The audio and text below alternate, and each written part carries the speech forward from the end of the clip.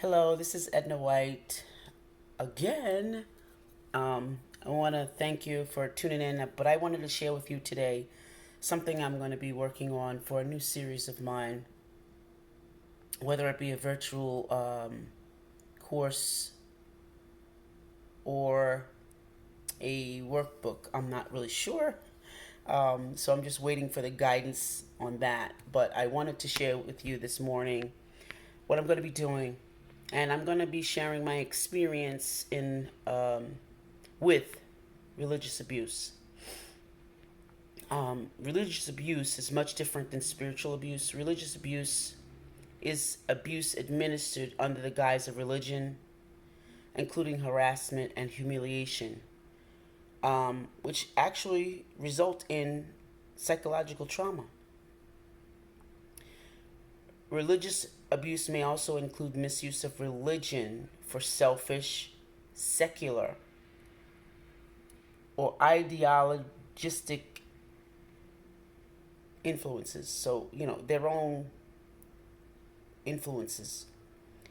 And I know for me, being a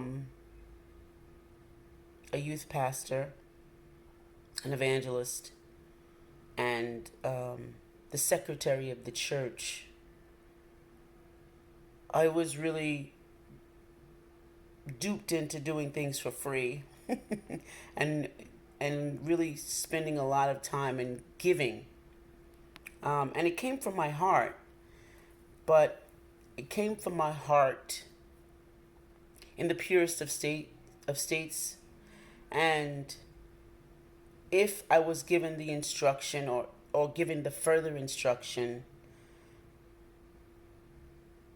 from a one of the great mothers of Gordon Heights, Mother Coleman, she told me when I came to the church, and her and I and Papa sat down, and I was telling her my story, sharing it with my story. And I remember my oldest son, Gary, was with me, and I was telling her about it, and she said to me, "Baby," and I'll never forget this. She said, "Baby, I can't do nothing for you. You need to see a psychiatrist. You need to see somebody medical." And Papa sat there and he said, "Yeah, I'm gonna go with Mama on this." So should I have been given and continue to be given that instruction once the two churches kind of merged or separated, or however that went, not merged, but separated, I probably would be so much further. But I believe that I learned a lesson, and I am now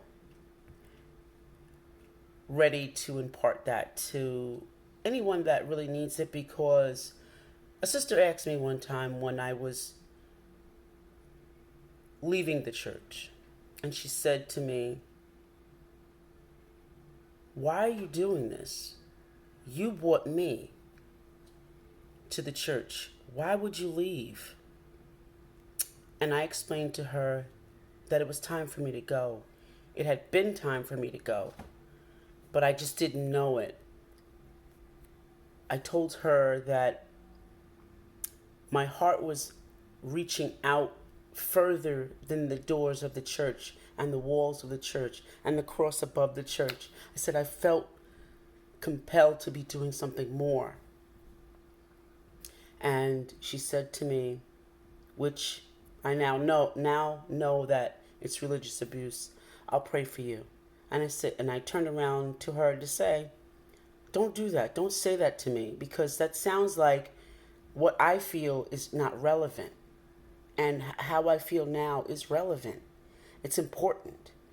And I don't want your prayers if that's how you're going to pray for me, because you don't know what I need. I know what I need. So I'll pray for myself.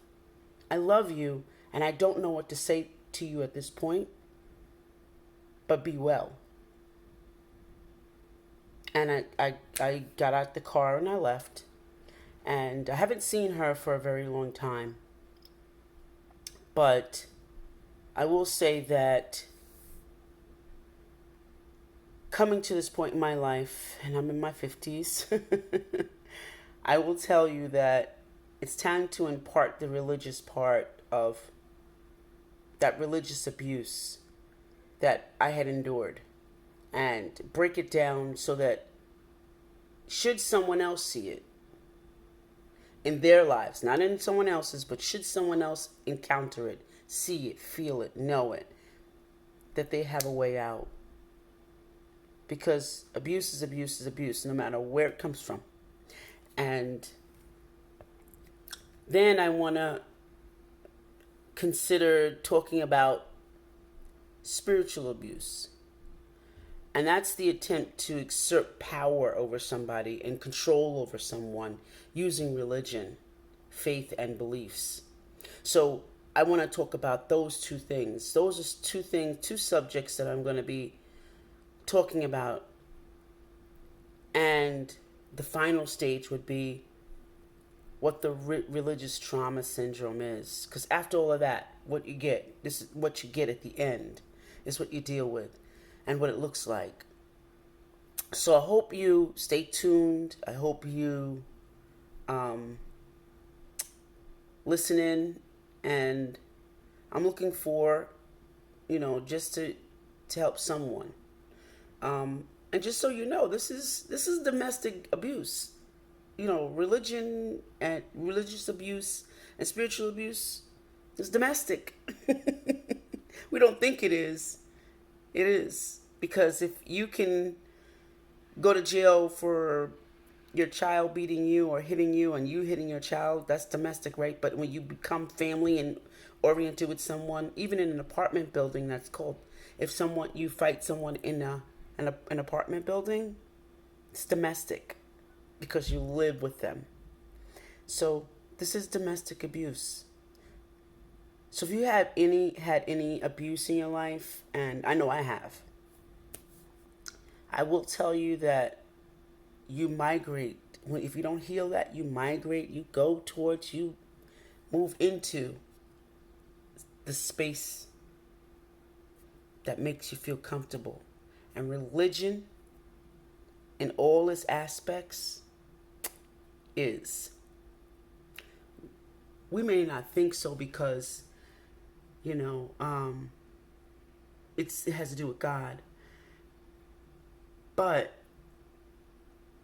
a lot of what, if we pay attention to Jesus, right? We pay attention, if that's who we really reflect on. And I've learned about a lot of the religions everywhere. I didn't dabble in them, but I learned. I read about them, visited, asked questions, and was inquisitive. And to me, it seems like it was all internal. The only external action I found in the Western world was religion, because they imposed, you got to read the Bible, they imposed that on you, when really it was already here, because a child knows. I didn't know, my great-grandparents, when I lived with them, when my mom was working up here in New York, when I lived in Alabama, they never talked about religion. Never. Ever, ever, ever. Didn't go to church, and I left with them when I was 6. I didn't go to church, and I knew there was something magical in the air, but when I got to New York, I knew who God was from here. I didn't read no Bible, no nothing. And my experiences with other religions and other beliefs, because the Western world is the only one that picks up all these religions. I would say belief systems don't carry anything but, what do you say? What does your will say? So we have to look at that. But everyone grows at their own time. But I'm going to get back to what I'm talking about.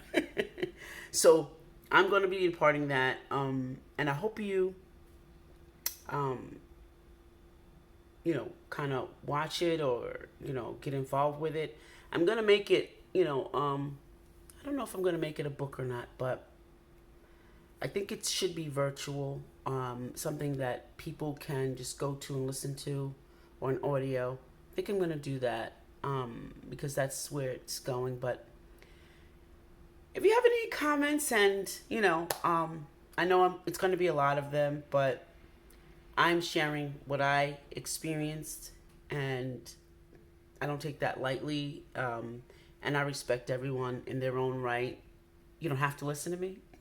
You don't have to have, anything to do with me. You don't have to understand that from me. But one thing I do know is that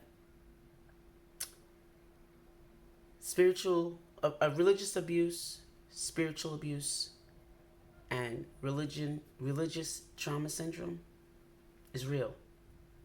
And we have to deal with it so that we can be a whole human being and stop relying on an outside source that we don't know anything about because we haven't been spiritually connected here to go that way, because we're actually grabbing instead of here. It'll be worth your while to just hear it, just to hear it. And if it relates to you, if not, can't go wrong with that, right? Well, anyway, have a good day. Enjoy the rest of your day and keep it funky. Talk to you soon.